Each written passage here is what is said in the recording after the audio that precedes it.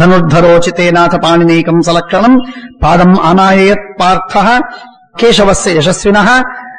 ಪರಮಾತ್ಮ ಒಂದು ಕಾಲು ಚಾಚಿ ಇಟ್ಟದ್ದನ್ನ ಸ್ವಲ್ಪ ಮಡಿಸಿಕೊಂಡ, ಅದನ್ನು ಮತ್ತೆ ಆ ಕಾಲನ್ನ ಚಾಚಿಕೊಂಡು ತನ್ನ ತೊಲೆಯ ಮೇಲೆ ಇಟ್ಕೋತಾನೆ ಅರ್ಜುನ.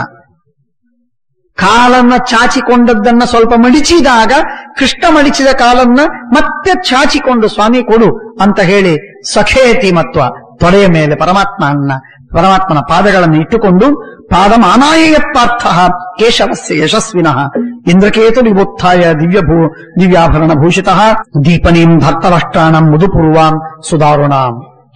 ಎಲ್ಲ ಧೃತರಾಷ್ಟ್ರನ ಸಕಲ ಪುತ್ರರಿಗೆ ಪ್ರಭೋಕ ಮಾಡತಕ್ಕಂತಹ ಮಾತುಗಳನ್ನ ಕೃಷ್ಣ ಆಡುವಾಗ ಪ್ರಾರಂಭದಲ್ಲಿ ಮೃದುವಾಗಿತ್ತು, ಆದರೆ ಪ್ರತಿಯೊಂದು ಮಾತು ಗಡುಸಾಗಿತ್ತು, ಬಿರುಸಾಗಿತ್ತು, ಶಾಲಿಯಾಗಿತ್ತು, ಸತ್ವಪೂರ್ಣವಾಗಿತ್ತು. ಯಾವುದು ಬಗ್ಗಿ ತಗ್ಗಿ ತನ್ನ ಮಾನವನ್ನ ಕಳೆದುಕೊಂಡು ಸ್ವಾಭಿಮಾನಕ್ಕೆ ಧಕ್ಕಿ ಬರುವಂತೆ ಒಂದೂ ಮಾತುಗಳನ್ನ ಕೃಷ್ಣ ಆಡ್ಲಿಲ್ಲ, ಏನೂ ಆಡ್ಲಿಲ್ಲ. ಕೇಶವಸ್ಯ ಯಶಸ್ವಿನಃ. ಯಾಕೆ ಅಂದ್ರೆ ಒಂದೇ ಕಾರಣ, ಇದು ರಾಮಾಯಣದಲ್ಲಿ ವಾಲ್ಮೀಕಿ ರಾಮಾಯಣದಲ್ಲಿ ಬರುವ ಮಾತಿದು. ವಾಲ್ಮೀಕಿ ರಾಮಾಯಣದಲ್ಲಿ ರಾಮ ಲಕ್ಷ್ಮಣನಿಗೆ ಹೇಳುವ ಮಾತು ಏನದು? ಬಹಿಶ್ಚರಸ್ಯ ಪ್ರಾಣಸ್ಯ. ಲಕ್ಷ್ಮಣ ಅಂದರೆ ನನ್ನ ಬಹಿಶ್ಚರವಾದ ಪ್ರಾಣ, ನನ್ನ ದೇಹದಲ್ಲೊಂದು ಪ್ರಾಣ ಇದೆ, ಇದೊಂದು ಹೊರಗಿರುವ ಪ್ರಾಣ ಅಂದ್ರೆ ಲಕ್ಷ್ಮಣ ಅಂತಾನೆ ರಾಮ. ಹಾಗೆ ಬಹಿಶ್ಚರಸ್ಯ ಪ್ರಾಣಸ್ಯ ಪ್ರಿಯಸ್ಯ ಪ್ರಿಯಕಾರಿಣ. ನನ್ನ ಕೃಷ್ಣನ ಹೊರಗೊಂದು ಪ್ರಾಣವಿದ್ರೆ ಅದು ಅರ್ಜುನ. ಕೃಷ್ಣನ ದೇಹದಿಂದ ಹೊರಗೊಂದು ಪ್ರಾಣವಿದ್ರೆ ಅದು ಅರ್ಜುನ. ಅಂಥ ಪ್ರೀತ್ಯಾಸ್ಪದನಾದ ಅರ್ಜುನನ ಪ್ರಿಯವಾದದ್ದನ್ನು ಮಾಡುವುದಕ್ಕೆ ಸನ್ನದ್ಧನಾದ ಸದೈವ ಉದ್ಯುಕ್ತನಾದ ಕೃಷ್ಣನ ಮಾತು ಕೇಳಿದೆ. ಮನಃ ಪ್ರಹ್ಲಾದನಂ ಶ್ರೇಷ್ಠಂ ಪಶ್ಚಾತ್ ಹೃದಯ ತಾಪನಂ. ಮೊದಲು ಕೇಳಿದಾಗ ನನಗೆ ತೃಪ್ತಿಯಾಯಿತು, ನಿಜ ಹೀಗೆ ಮಾತಾಡಬೇಕು ಅಂತ. ಆದರೆ ಯಾವಾಗ ನೆನೆದೆ ಧೃತರಾಷ್ಟ್ರ, ನಿನ್ನನ್ನ ನೆನೆಯುವಾಗ ನನಗೆ ಅನಿಸಿದ್ದೇನು ಅಂದ್ರೆ, ನೀನೊಬ್ಬನೇ ಒಬ್ಬ ಕೂತಿದ್ದಿ, ನಿನ್ ಜೊತೆಗೆ ಕುರುಡು ಪಟ್ಟೆಯನ್ನ ಕಟ್ಟಿಕೊಂಡು ಕೂತಿರುವ ಗಾಂಧಾರಿ ಒಬ್ಬಳು, ನಿನ್ನ ಮಕ್ಕಳೆಲ್ಲ ಎದುರಲ್ಲಿ ಶವದಂತೆ ಸತ್ತು ಬಿದ್ದಾರೆ ಅಂತ ಕಣ್ಣಾರೆ ಕಂಡಾಗ ಹೃದಯ ತಾಪನಂ, ಹೃದಯ ಕುದ್ದು ಹೋಯ್ತು, ಬೆಂದು ಹೋಯ್ತು. ಮನಃ ಪ್ರಹ್ಲಾದನಂ ಪೂರ್ವಂ, ಆಮೇಲೆ ಬುದ್ಧಿ ಪಶ್ಚಾತ್ ಹೃದಯ ತಾಪನಂ. ಸಂಜಯೈತದ್ ವಚೋಬ್ರೂಯಾಹ ಪ್ರಾಪ್ಯ ಕ್ಷತ್ರಿಯ ಸಂಸದಂ. ಕ್ಷತ್ರಿಯರ ಸಭೆಗೆ ಹೋಗಿ ನಮ್ಮ ಮಾತನ್ನು ಹೇಳು. ಅರ್ಥಾಂಸ್ ತ್ಯಜತ ಪಾರ್ಥೇಶು ಸುಖಮಾಪ್ನುತ ಕಾಮಜಂ. ನೀವು ರಾಜ್ಯವನ್ನ ಅರ್ಧ ಬಿಟ್ಟುಕೊಡಿ, ನೀವು ಸುಖವಾಗಿರಿ, ನಿಮ್ಮ ತಂಟೆಗೆ ನಾವು ಬರುವುದಿಲ್ಲ. ರಾಜ್ಯವನ್ನ ಅರ್ಧ ಬಿಟ್ಟುಕೊಡಿ, ನಾವು ನಿಮ್ಮ ತಂಟೆಗೆ ಬರುವುದಿಲ್ಲ, ನೀವು ಸುಖವಾಗಿರಿ. ಪ್ರಿಯಂ ಪ್ರಿಯಭ್ಯಶ್ಚರತ ರಾಜಾಹಿ ತ್ವರತೆ ಜಯೇ. ಯಜಧ್ವಂ ವಿವಿಧೈರ್ಯಜ್ಞೆ, ಬೇಕಾದಷ್ಟು ಯಜ್ಞವನ್ನು ಮಾಡಿ. ದಕ್ಷಿಣಾಭಿಶ್ಚ ಯಚ್ಛತ, ದಕ್ಷಿಣಾಶ್ಚ ಪ್ರಯಚ್ಛತ, ದಕ್ಷಿಣೆಗಳನ್ನು ಕೊಡಿ. ಮಕ್ಕಳು ಹೆಂಡತಿ ಎಲ್ಲರ ಜೊತೆಗೆ ಸುಖವಾಗಿರಿ, ನಿಮಗೇನು ತೊಂದರೆ ಇಲ್ಲ. ಹಾಗೆ ಮಾಡಲಿಲ್ಲ, ನಮ್ಮಿಂದ ನಿಮಗೆ ಭಯವಿದೆ, ನಾವು ಯುದ್ಧವಾಡದೆ ಇರುವುದು ಸಾಧ್ಯವಿಲ್ಲ ನಮಗೆ. ನನ್ನ ವೈಯಕ್ತಿಕವಾದ ಸಮಸ್ಯೆಯನ್ನು ಹೇಳ್ತೇನೆ ಅಂತಂತಾನೆ ಕೃಷ್ಣ. ನಿನಗ್ಯಾಕಪ್ಪ ಇಷ್ಟು ಕನ್ಸರ್ನ್, ನೀನ್ ಯಾಕೆ ಮಾತಾಡ್ತಿ? Are you a spokesman? ನಾನು ಸ್ಪೋಕ್ಸ್ಮನ್ ಅಲ್ಲ, ಐ ಆಮ್ ಆಲ್. ನಾನು ಎಲ್ಲ, ಈ ಎಲ್ಲ ಪಾಂಡವರು ನನ್ನವರು. ಆ ಪಾಂಡವರ ಮಾತು ನನ್ನ ಮಾತು, ನನ್ನ ಮಾತು ಅವರ ಮಾತು, ನನ್ನ ಪ್ರಾಣ ಅವರೆಲ್ಲ. ಹಾಗಾಗಿ ನಾನು ಆಡುವ ಮಾತು ಅವರದು, ಅವರಾಡುವ ಮಾತು ನಾನು. ಅದಲ್ಲದೆ ನನಗೊಂದು ಎಕ್ಸ್ಟ್ರಾ ಒಂದು ಋಣ ಇದೆ, ಬಹಳ ಋಣ ಇದೆ, ದೊಡ್ಡ ಭಾರ ಇದೆ. ಅದೇನು ಭಾರ? ಆ ಋಣವನ್ನು ತೀರಿಸುವುದಕ್ಕಾಗತ್ತೋ ಅಂತ ನಾನು ನೋಡ್ತಾ ಇದ್ದೀನಿ. ಆ ಋಣವನ್ನ ತೀರಿಸುವುದಕ್ಕೆ ಅವಕಾಶ ಸಿಗತ್ತಾ ಅಂತ ನಾನು ನೋಡ್ತಾ ಇದ್ದೀನಿ. ಆ ಅವಕಾಶ ಸಿಕ್ಕರೆ ಋಣವನ್ನು ತೀರಿಸಿ ಮುಕ್ತನಾಗಬೇಕು ಅಂತ ಅನ್ಕೊಂಡೀನಿ. ಇದು ಕೃಷ್ಣ ಹೇಳುವ ಮಾತು. ಏನದು ಋಣ? ಋಣಂ ಪ್ರವೃದ್ಧಮಿವ. ಅಷ್ಟೇ ಅಲ್ಲ, ಆ ಋಣ ಸಾಲ ತಕ್ಕೊಂಡದ್ದು 13 ವರ್ಷಗಳವರೆಗೆ ತೀರಿಸ್ಲಿಕ್ಕಾಗಿಲ್ಲ. ಅಂದಮೇಲೆ ಆ ಸಾಲ ಬಡ್ಡಿ, ಅದಕ್ಕೆ ಚಕ್ರ ಬಡ್ಡಿ ಬೆಳೆದು ಋಣಂ ಪ್ರವೃದ್ಧಮಿವ, ಬಹಳ ಸಾಲ ಸಾಲವಾಗಿ ಹೋಗಿದೆ. ಏನೋ ಅದರಲ್ಲಿ ಅಸಲಲ್ಲ, ಒಂದು ಅದಕ್ಕೆ ಋಣವನ್ನು ತೀರಿಸ್ಲಿಕ್ಕಾಗಿಲ್ಲ ನನಗೆ. ಋಣಂ ಪ್ರವೃದ್ಧಮಿವದೆ ಹೃದಯಾನ್ನಪಸರ್ಪತಿ. ಅದು ಎದೆಯಲ್ಲಿ ಕೂತಿದೆ, ಅದು ಹುದುಗಿದೆ, ಅದು ಸಾಲ. ಆ ರಣ ಅದೇನದು? ಗೋವಿಂದೇತಿ ಯದಾಕ್ರಂದತ ಕೃಷ್ಣ ಮಾಂ ದೂರವಾಸಿನಂ. ದ್ವಾರಕೆಯಲ್ಲಿ ನಾನಿರುವಾಗ ದ್ರೌಪದಿ ಸಭೆಯ ಮಧ್ಯದಲ್ಲಿ ನೀವೆಲ್ಲ ಅವಮಾನ ಮಾಡಿ ಸೀರೆ ಸೆಳೆದು ಅವಳನ್ನ ಪೀಡೆಗೆ ವಶ ಮಾಡಿದಾಗ ಅವಳು ಗೋವಿಂದ ಅಂತ ನನ್ನನ್ನು ಕೂಗಿದ್ಲು. ಹಾ ಕೃಷ್ಣ ದ್ವಾರಕಾವಾಸಿನ್ ಕ್ವಾಸಿ ಯಾದವನಂದನ ಇಮಾಂ ಅವಸ್ಥಾಂ ಸಂಪ್ರಾಪ್ತಾಂ ಅನಾಥಾಂ ಕಿಂ ಉಪೇಕ್ಷಸೆ. ಗೋವಿಂದ ಅಂತ ಏನು ಕರೆದ್ಲೋ ಆ ಮಾತಿಗಾಗಿ, ಆ ಆಕ್ರಂದನಕ್ಕಾಗಿ ನನಗೆ ಋಣ ಅಂತ ತಿಳ್ಕೊಂಡಿದ್ದೀನಿ. ಆ ಋಣವನ್ನ ತೀರಿಸುವುದಕ್ಕೆ ನನಗೆ 13 ವರ್ಷಗಳವರೆಗೆ ನಾನು ಕಾಯ್ತಾ ಇದ್ದೀನಿ. ಒಂದು ದಿನ ಒಂದು ಶಬ್ದ ಆಡಿದ ಮಾತು ಗೋವಿಂದ ಅಂತನ್ನೋದು ಭಗವಂತನಿಗೆ ಋಣವಾಗಿ ಹುದುಗಿದೆ ಮನಸ್ಸಿನಲ್ಲಿ ಅಂತ ಪರಮಾತ್ಮ ಹೇಳ್ತಾನೆ. ಅಂದ್ರೆ ಏನ್ ಅದ್ಭುತವಾದ ಮಾತು ನೋಡಿ. ಭಗವಂತ ಎಷ್ಟು ಪರಮಾತ್ಮ ಇನ್ಸೆನ್ಸಿಬಲ್ ಇಲ್ಲ ಅಂತ ತಿಳ್ಕೊಳ್ಳಿ, ಸರಿಯಾಗಿ ಅರ್ಥ ಮಾಡ್ಕೋಬೇಕು. ಇನ್ಸೆನ್ಸಿಬಲ್ ಇಲ್ಲ. ಪರಮಾತ್ಮ ಕಲ್ಲಿನ ಹೃದಯವಲ್ಲ, ಕರುಣಾಸಾಗರ. ಆ ಕರುಣೆ ನಮ್ಮತ್ತ ಹರಿಯುವಂತೆ ಮಾಡುವುದಕ್ಕೆ ನಮ್ಮಲ್ಲಿ ಆಕ್ರಂದನ ಇಲ್ಲ, ನಮ್ಮಲ್ಲಿ ಪ್ರಾರ್ಥನೆ ಇಲ್ಲ, ನಮ್ಮಲ್ಲಿ ಬೇಡಿಕೆ ಇಲ್ಲ, ನಮ್ಮಲ್ಲಿ ಯಾಚನೆ ಇಲ್ಲ, ತಲೆ ಬಾಗುವುದಕ್ಕೆ ತಯಾರಿಲ್ಲ. ಹಮ್ಮುಗಮ್ಮುಗಳು ತುಂಬಿದೆ, ಘಮಂಡ ಬಹಳ ಇದೆ, ದೇವರಿಗೆ ಬಾಗುವುದಿಲ್ಲ, ಬೇಡುವುದಿಲ್ಲ. ಆದ್ದರಿಂದ ಭಗವಂತ ಕೊಡುವುದಿಲ್ಲ. ಅದಕ್ಕಾಗಿ ಹೇಳುವ ಮಾತು ನೋಡಿ ಎಷ್ಟು ಚೆನ್ನಾಗಿದೆ. ಋಣಂ ಪ್ರವೃದ್ಧವನಮೇ ಹೃದಯಾನ್ನಪಸರ್ಪತಿ ಗೋವಿಂದೇತಿ ಯದಾಕ್ರಂದತ ಕೃಷ್ಣ ಮಾಂ ದೂರವಾಸಿನಂ. ದೂರದಲ್ಲಿದ್ಲು, ನಾನೆಲ್ಲೋ ಇದ್ದೆ, ಅವಳು ನನ್ನನ್ನ ಗೋವಿಂದ ಅಂತ ಕರೆದ್ಲು. ಆ ಕರೆದ ಮಾತಿಗೆ ನಾನು ಪ್ರತಿಯಾಗಿ ಅವಳಿಗೆ ಮಾಡಬೇಕಾಗಿತ್ತು, ನನಗೇನು ಮಾಡ್ಲಿಕ್ಕಾಗಲಿಲ್ಲ. ಅದು ಋಣವಾಗಿದೆ. ಆ ಋಣ ಬೆಳೆದು 13 ವರ್ಷಗಳವರೆಗೆ ಹೆಚ್ಚಾಗಿದೆ. ಆದ್ದರಿಂದ ಆ ಕೆಲಸವನ್ನ, ಆ ಋಣವನ್ನ ತೀರಿಸುವ ಕೆಲಸಕ್ಕಾಗಿ ನಾನೀಗ ಕಾಯ್ತಾ ಇದ್ದೇನೆ. ನೀವು ರಾಜ್ಯ ಕೊಟ್ಟದ್ದಾದರೆ ಋಣ ತೀರಿಸ್ಲಿಕ್ಕಾಗುವುದಿಲ್ಲ. ಆಯ್ತು, ರಾಜ್ಯ ಕೊಟ್ಟದ್ದು, ರಾಜ್ಯ ಕೊಡಿಸಿ ನಾನು ಸುಮ್ಮನಾಗ್ತೇನೆ. ಋಣ ತೀರಿಸ್ಲಿಕ್ಕಾಗುವುದಿಲ್ಲ. ಋಣ ತೀರಿಸಬೇಕಾದ್ರೆ ನಿಮ್ಮನ್ನೆಲ್ಲ ತಲೆ ತೆಗೆಸ್ಬೇಕು. ನಿಮ್ಮೆಲ್ಲರ ತಲೆ ತೆಗೆಸಿದ್ರೆ ಆಗ ನಾನು ಋಣ ತೀರಿಸಿದಂತಾಗತ್ತೆ. ಅದಕ್ಕೆ ಕೃಷ್ಣ ಹೇಳ್ತಾನೆ, ತೇಜೋಮಯಂ ದುರಾಧರ್ಷಂ ಬಿಭ್ರತ ಗಾಂಡಿವಂ ಧನು ತವ ಪುತ್ರಸ್ಯ ಲೋಭಂಚ ವರ್ಧಮಾನಂ ಪ್ರಪಶ್ಯತಃ ಸೋಮೇಂದ್ರ ಸದೃಶೌ ವೀರೌ ತೌ ಮಂದೌ ನಾಬಬುಧ್ಯತೆ. ನಿನ್ನ ದುರ್ಯೋಧನ, ದುಶ್ಯಾಸನ, ಶಕುನಿ, ಕರ್ಣರಿಗೆ ಬುದ್ಧಿ ಹೇಳು, ಅವರಿಗೆ ವಿವೇಕ ಇಲ್ಲ. ಭೀಷ್ಮ ದ್ರೋಣಾಶ್ರಯಾಚ್ಚೈವ ಕರ್ಣಸ್ಯ ಚ ವಿಕಥನ. ಕೇವಲ ಕರ್ಣ ಹೇಳ್ಕೊಡ್ತಾನೆ, ತಾನ್ ದೊಡ್ಡವ, ತಾನ್ ಪರಾಕ್ರಮಿ. ಅಹಂಕಾರ ಅವನಿಗಿದೆ. ಅವನ ಅಹಂಕಾರದ ಮಾತುಗಳನ್ನು ಕೇಳಿ ದುರ್ಯೋಧನ ಕೊಬ್ಬಿದ್ದಾನೆ. ದುರ್ಯೋಧನನಿಗಿಲ್ಲ, ಕರ್ಣನಿಗೂ ಇಲ್ಲ. ಭೀಷ್ಮದ್ರೋಣರ ಆಶ್ರಯವಿದೆ, ಕರ್ಣನ ಹೊಗಳಿಕೆ ಇದೆ. ಇವುಗಳಿಂದಾಗಿ ಹಿಗ್ಗಿದ್ದಾನೆ, ಕೊಬ್ಬಿದ್ದಾನೆ. ದುರ್ಯೋಧನ, ಅವನಿಗೆ ಸ್ವಲ್ಪ ಬುದ್ಧಿ ಹೇಳು ಅಂತ ಕೃಷ್ಣ ನನಗಿಷ್ಟು ಹೇಳಿ ಕಳಿಸಿದ್ದಾನೆ. ಇಷ್ಟು ಹೇಳಿದ್ರೆ ಹಾಗಾದ್ರೆ ಅರ್ಜುನ ಏನು ಹೇಳಿದ? ಆಗ ಧೃತರಾಷ್ಟ್ರ ಕೇಳ್ತಾನೆ, ದುರ್ಯೋಧನೋ ವಾಚಮಿಮಂ ಶೃಣೋತು ಯದಬ್ರಜೀತ್ ಅರ್ಜುನೋ ಯೋತ್ಸ್ಯಮಾನಃ ಅವಿತ್ರಸ್ತೋ ಬಾಹುವೀರ್ಯಂ ವಿಜಾನನ್ ಉಪಹ್ವರೆ ವಾಸುದೇವಸ್ಯ ಧೀರಃ. ಎಲ್ಲ ಮಾತುಗಳನ್ನ ಹೇಳಿ ಬಿಚ್ಚಿ ಹೇಳುವುದಕ್ಕಾಗಿ ಅನೇಕ ಮಾತುಗಳನ್ನು ಹೇಳ್ತಾನೆ. ನಿಶ್ಚಿತವಾಗಿ ಒಂದು ಮಾತು, ಅರ್ಜುನ ಹೇಳಿದ ಒಂದು ಮಾತು, ಅನೇಕ ಮಾತುಗಳಿವೆ, ವಿಸ್ತಾರವಾಗಿ ಹೇಳಲಿಕ್ಕಾಗುವುದಿಲ್ಲ. ಒಂದು ಮಾತು ಹೇಳಿದ, ಅಸ್ತಿ ನೂನಂ ಕರ್ಮಕೃತಂ ಪುರಸ್ತಾತ್ ಅನಿರ್ವಿಷ್ಟಂ ಪಾಪಕಂ ಧರ್ತರಾಷ್ಟ್ರೈಹಿ. ದುರ್ಯೋಧನ ಹಾಗೂ ಅವನ ತಮ್ಮಂದಿರು ಮಾಡಿದ ಒಂದು ಪಾಪವಿದೆ. ಯಾವ ಪಾಪಕ್ಕೆ ಪಾಪದ ಫಲವನ್ನ ಇನ್ನೂ ಭೋಗ ಮಾಡಿಲ್ಲ, ಒಂದು, ಅದಕ್ಕೆ ಪ್ರಾಯಶ್ಚಿತ್ತವನ್ನು ಮಾಡಿಲ್ಲ, ಎರಡು, ಪ್ರಾಯಶ್ಚಿತ್ತವೂ ಮಾಡದೆ ಭೋಗವನ್ನೂ ಮಾಡದೆ ಉಳಿದ ಒಂದು ಪೂರ್ಣಕವಾದಂತಹ ಒಂದು ಪಾಪವಿದೆ. ಆ ಪಾಪ ಪೂರ್ಣವಾಗಿದೆ, ಅದರ ಸತ್ವಶಾಲಿಯಾದ ಪಾಪ, ಅದರ ಪೂರ್ಣವಾದ ದುಃಖ, ಕಷ್ಟ, ಕ್ಲೇಶ ಅನುಭವಿಸಬೇಕಾದ ಆಪತ್ತು ಬಂದಿದೆ ದುರ್ಯೋಧನಾದಿಗಳಿಗೆ. ಅದಕ್ಕಾಗಿ ಪ್ರಾಯ ಅವನು ಯುದ್ಧಕ್ಕೆ ನಮ್ಮನ್ನು ಆಹ್ವಾನ ಮಾಡ್ತಾ ಇದ್ದಾನೆ. ರಾಜ್ಯ ಕೊಡುವುದಿಲ್ಲ ಅಂತ ಹೇಳಿದ ಕಾರಣ ಅಂತಂದ್ರೆ ಆ ಪಾಪ ಇನ್ನು ಮೇಲೆ ಕಾರ್ಯಕಾರಿಯಾಗಬೇಕಾಗಿದೆ, ಕ್ರಿಯಾಶೀಲವಾಗಬೇಕಾಗಿದೆ.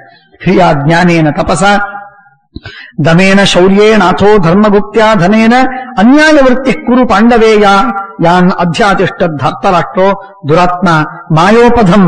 ನಮ್ಮಣ್ಣ ಅರ್ಜುನ ಹೇಳುವ ಮಾತು, ನಮ್ಮಣ್ಣ ಪ್ರಣಿಧಾನ, ಆರ್ಜವ, ತಪಸ್ಸು, ದಮ, ಧರ್ಮಗುಪ್ತಿ, ಬಲ ಎಲ್ಲದರಿಂದ ಸತ್ಯಂ ಬ್ರುವನ್, ಸತ್ಯವನ್ನ ಮಾತಾಡ್ತಾ ಎಷ್ಟು ಆಪತ್ತುಗಳು ಬಂದರೂ ಕೂಡ ಸತ್ಯಕ್ಕಾಗಿ ಹಿರಿಯರಿಗೆ ಕೊಟ್ಟ ವಚನವನ್ನು ಪಾಲಿಸುವುದಕ್ಕಾಗಿ 13 ವರ್ಷಗಳವರೆಗೆ ವನವಾಸ ಅಜ್ಞಾತವಾಸಗಳನ್ನ ನಾನಾ ವಿಧ ಕ್ಲೇಶಗಳನ್ನು ಎದುರಿಸ್ತಾ ಕಳಿದ. ರಾಜ್ಯವನ್ನು ಬಿಟ್ಟು ಹೋಗ್ತಾ ಇರುವಾಗಲೇ ಕಿರಿಮೀರ ಬಂದ. ಒಂದೇ ಎರಡೇ ನೂರೇ ಎಂಚೆನ್ ಅನರ್ಥಗಳು.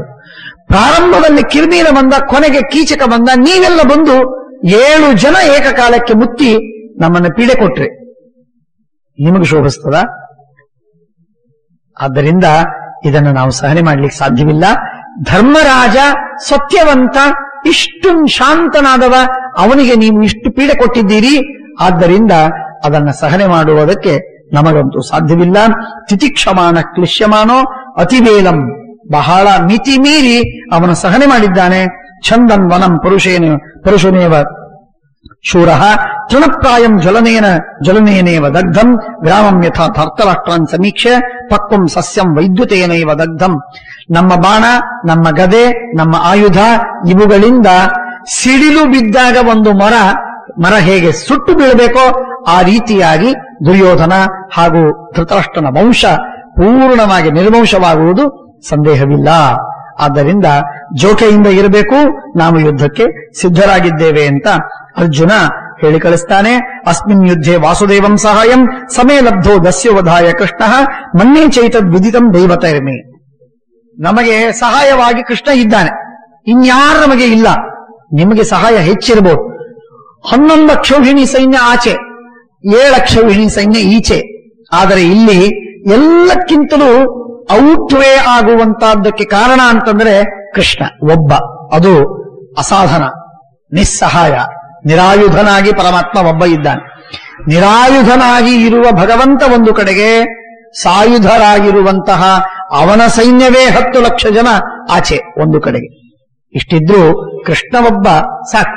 ನನ್ನ ಭಗವಂತನ ಸಹಾಯವಿದ್ದದ್ದರಿಂದ, ದೇವರ ಸಹಾಯವಿದ್ದ ನನ್ನ ಜೊತೆಗೆ ಯುದ್ಧ ಮಾಡುವುದು ಅಂತಂದ್ರೆ ಕೇವಲ ಬಾಹುಗಳಿಂದ ಮಹಾಸಾಗರವನ್ನು ದಾಟ್ತೇನೆ ಅಂತನ್ನುವ ಸಾಹಸಕ್ಕೆ ಇಳಿದಂತೆ. ದುರ್ಯೋಧನನಿಗೆ ಹೇಳು ಅಂತ ನನಗೆ ಎಚ್ಚರ ಕೊಟ್ಟಿದ್ದಾನೆ. ಸ ಬಾಹುಭ್ಯಾಂ ಸಾಗರಂ ಉತ್ತಿತಿರುಷೇತ್ ಮಹೋದಧಿಂ ಸಲಿಲಸ್ಯ ಅಪ್ರಮೇಯಂ. ಕೇವಲ ತನ್ನ ಕೈ ಅಂಗೈಯಿಂದ ಒಂದು ಬೆಟ್ಟವನ್ನು ಸೀಳಿ ಹಾಕ್ತೇನೆ ಅಂತನ್ನುವ ಪ್ರಯತ್ನ ಹೇಗೋ ಆ ರೀತಿಯಾಗಿ ಕೃಷ್ಣನ ಸಹಾಯವಿರುವ ಪಾಂಡವರ ವಿರೋಧವನ್ನು ಮಾಡುವುದು ಅಂಥ ಭಯಾನಕ. ಅಗ್ನಿಂ ಸಮಿದ್ಧಂ ಶಮಯದ್ ಭುಜಾಭ್ಯಾಂ. ತನ್ನ ತೋಳುಗಳಲ್ಲಿ ದೊಡ್ಡ ಉರಿಯುವ ಕಾಡುಗಿಚ್ಚನ್ನ ತನ್ನ ತೋಳುಗಳಲ್ಲಿ ಹಾಕಿ ಅದನ್ನು ಶಾಂತಗೊಳಿಸ್ತೇನೆ ಅಂತನ್ನುವುದು ಹೇಗೆ ಅಸಾಧ್ಯ, ಆ ರೀತಿಯಾಗಿದೆ ನಮ್ಮ ಜೊತೆಗೆ ಆಡುವ ಯುದ್ಧ. ಹರೇ ದೇವಾನಾಂ ಅಮೃತಂ ಪ್ರಸಹ್ಯ, ಹೀಗೆಲ್ಲ ಇದೆ ಅಂತ ಹೇಳಿ ನಾನಾ ವಿಧವಾದ ಮಾತುಗಳನ್ನು ಹೇಳ್ತಾನೆ.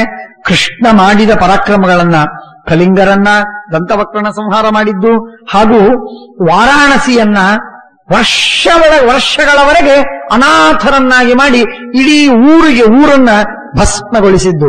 ಊರಿಗೆ ಹೋಗಿ ಅಲ್ಲ, ದ್ವಾರಕೆಯಲ್ಲಿ ಉಳಿದು, ದ್ವಾರಕೆಯಲ್ಲಿದ್ದು ಕೃಷ್ಣ ಚಕ್ರವನ್ನ ಕಳಿಸ್ತಾನೆ.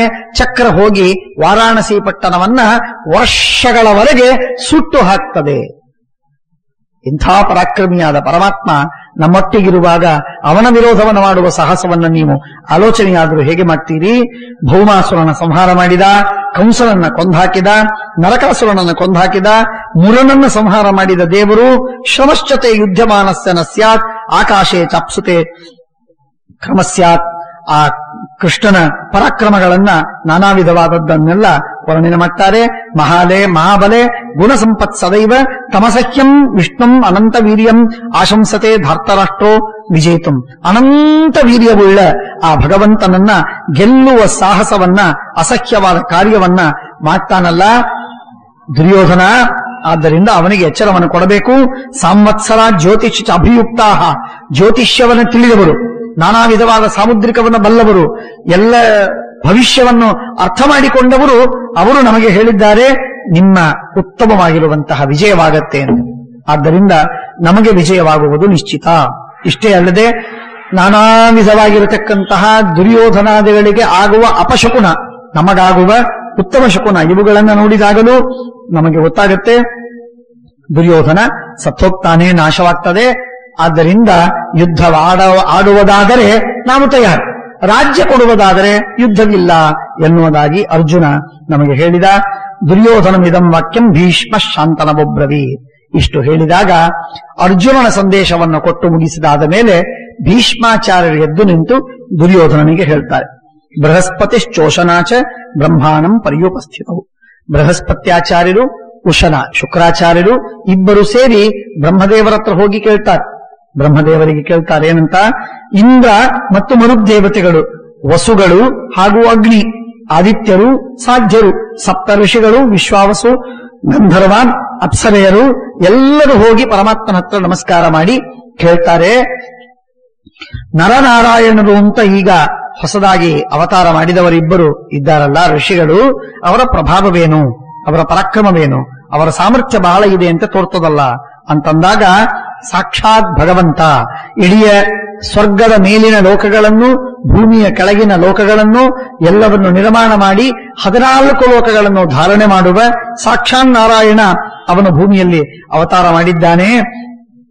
ಏತೌ ಹಿ ಕರ್ಮಣಾಲೋಕಂ ನಂದಯಾಮ ಸತುರ್ಧ್ರುವಂ. ಇವರು ಭೂಮಿಯನ್ನೆಲ್ಲ ಆಳ್ತಾರೆ, ಭೂಮಿಯನ್ನು ರಕ್ಷಿಸ್ತಾರೆ ಅಂತ ಹೇಳ್ತಾನೆ. ಜಗಾಮ ಶಕ್ರಸ್ತಚ್ಛುತ್ವ ಯತ್ರ ತೌತೆ ಪತುಸ್ತಪಃ. ಆ ನರನಾರಾಯಣರಿಬ್ಬರು ಬದರಿಕಾಶ್ರಮದಲ್ಲಿ ತಪಸ್ಸು ಮಾಡುವುದಕ್ಕೆ ಕೂತಿದ್ದಾರೆ. ಆ ಬದರಿಕಾಶ್ರಮಕ್ಕೆ ಹೋಗಿ ಇಂದ್ರ ಸಾಷ್ಟಾಂಗ ನಮಸ್ಕಾರ ಹಾಕಿ ಪ್ರಾರ್ಥನೆ ಮಾಡ್ತಾನೆ, ನಿಮ್ಮ ಸಹಾಯ ನನಗೆ ಬೇಕು ಅಂತ. ಆಗ ನಾರಾಯಣ ತಾನು ಸಹಾಯ ಮಾಡುವುದಿಲ್ಲ, ನನ್ನ ಮಿತ್ರ ಈ ನರ ಅವನು ನಿನಗೆ ಸಹಾಯ ಮಾಡ್ತಾನೆ. ನರ ಅಂದ್ರೆ ಯಾರು? ಪರಮಾತ್ಮನ ಆವೇಶ, ವಾಯುದೇವರ ಆವೇಶ, ಶೇಷದೇವರ ಅವತಾರ. ಶೇಷದೇವರ ಅವತಾರ, ವಾಯುದೇವರ ಹಾಗೂ ಪರಮಾತ್ಮನ ಆವೇಶ. ದೇವರ ಹಾಗೂ ವಾಯುದೇವರ ಆವೇಶದಿಂದ ಭರಿತನಾದ ಶೇಷದೇವರ ಅವತಾರನಾದ ನರನನ್ನ ಸಹಾಯಕ್ಕೆ ಕೊಟ್ಟು ಕಳಿಸ್ತೇನೆ ಅಂತ ಹೇಳ್ತಾನೆ.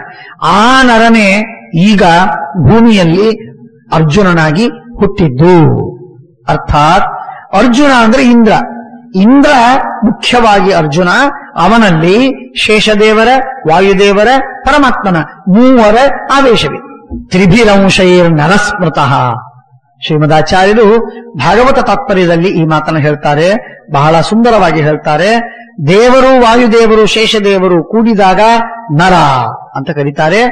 ದೇವರು, ವಾಯುದೇವರು, ನರ ಅಂದ್ರೆ ಶೇಷದೇವರು 3 ಜನ ಆವೇಶಯುಕ್ತನಾದ ಇಂದ್ರ ಆದರೆ ಅವನು ಅರ್ಜುನ. ಅರ್ಜುನನಲ್ಲಿ 4 ಜನ, ಇನ್ನು ನರನಲ್ಲಿ 3 ಜನ. ಅರ್ಜುನನಾಗಿ ಬಂದಿದ್ದಾನೆ.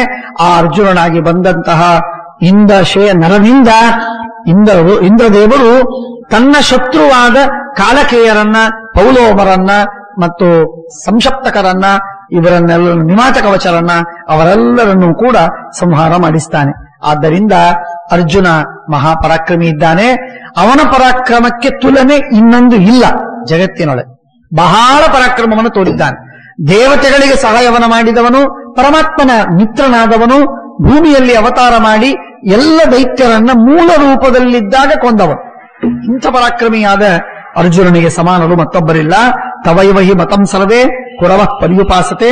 ಇಷ್ಟೇ ಅಲ್ಲದೆ ಈ ಕರ್ಣನ ಬೆಂಬಲದಿಂದ ದುರ್ಯೋಧನ ಹಾರಾಡ್ತಾ ಇದ್ದಾನೆ. ಕರ್ಣನ ಬೆಂಬಲ ನಿಜವಾದ ಬೆಂಬಲವಲ್ಲ. ಅದರಲ್ಲಿ ಅವನಿಗೆ ಶಕ್ತಿ ಇದೆ, ಪರಾಕ್ರಮವಿದೆ.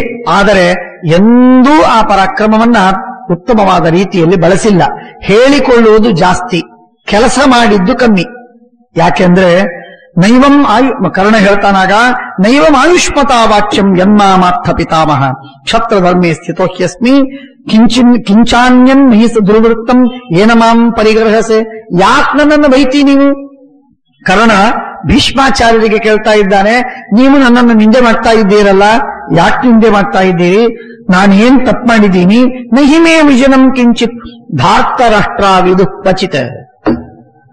ಹೇಳುವ ಮಾತು ನೋಡಿ ಏನ್ ಹೇಳ್ತಾನೆ ಅಂತಂದ್ರೆ, ನನ್ನಲ್ಲಿ ಯಾವ ತಪ್ಪೂ ಇದೆ ಅಂತ ಒಬ್ಬರಿಗೆ ಕೇಳಿ. ಈ 100 ಜನ, ದುರ್ಯೋಧನ, ದುಶ್ಯಾಸನ, ವಿಕರ್ಣ, ಇವರ 100 ಜನ ಇದಾರಲ್ಲ, ಈ 100 ಜನರಿಗೂ ಕೇಳಿ. ಯಾರಾದ್ರೂ ಹೇಳ್ತಾರೋ ನನ್ನ ದೋಷ ಇದೆ ಅಂತ? ಹೇಳಿ. ಹೇಳ್ತಾನೆ ಸ್ಪಷ್ಟವಾಗಿ. ನಾನು ಹೇಳುವ ಮಾತಲ್ಲ, ಧೃತರಾಷ್ಟ್ರನ ಮಕ್ಕಳಿಗೆ ಯಾರಿಗಾದರೂ ಕೇಳಿ, ನನ್ನಲ್ಲಿ ತಪ್ಪಿದೆ, ನನ್ನಲ್ಲಿ ದೋಷವಿದೆ, ನನ್ನಲ್ಲಿ ನ್ಯೂನತೆ ಇದೆ ಅಂತ ಅವರು ಹೇಳಿ, ನಾನು ಬಿಡ್ತೆ. ಅವ್ರು ಯಾಕೆ ಹೇಳ್ತಾರೆ? ಓಟಿ ಕಾಟಿಗೆ ಬೇಲಿ ಸಾಕ್ಷಿ. ಈ ಕರ್ಣನ ಪ್ರಾಮಾಣಿಕತೆಗೆ, ಕರ್ಣನ ಪರಾಕ್ರಮಕ್ಕೆ ಈ ದುರ್ಯೋಧನಾದಿಗಳು ಸಾಕ್ಷಿ. ಅವನ ಧರ್ಮವಂತಿಕೆಗೆ ಈ ಮಡಿವಂತರ ಸಾಕ್ಷಿ ದುರ್ಯೋಧನಾದಿಗಳು. ಏನು ಇವರು ಸಾಕ್ಷಿಯ? ಕಿಂಚಾನ್ಯನ್ಮೈ ಅದಕ್ಕೆ ಹೇಳ್ತಾನೆ, ಪ್ರಾಗ್ವಿರುದ್ಧ ಶಮಂ ಸದ್ಭಿ ಕಥಂ ವಾ ಕ್ರಿಯತೆ ಪುನಃ ರಾಜ್ಞೋ ಹಿ ಧೃತರಾಷ್ಟ್ರಸ್ಯ ಸರ್ವಂ ಕಾರ್ಯಂ ಪ್ರಿಯಂ ಮಯ. ನಾವು ಅಂದಿನಿಂದ ಪಾಂಡವರು ವಿರುದ್ಧರಾಗಿದ್ದಾರೆ.